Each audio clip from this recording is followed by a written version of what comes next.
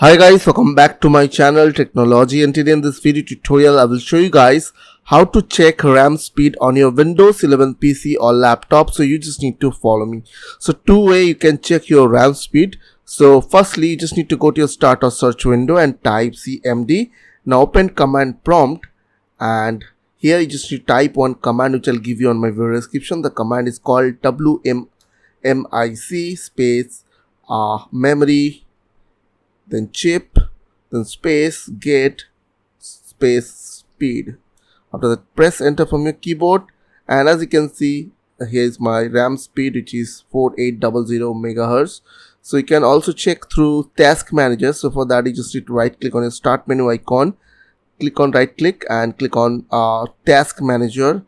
Now click on this performance tab from your left side, and here you will get a speed of your RAM, which is 4800 megahertz. So I hope this tutorial will really help for you, and please don't forget to click on the subscribe button, like button and share button. And if you have any question then comments down below. I will see you guys in the next video. Till then, bye bye, take care.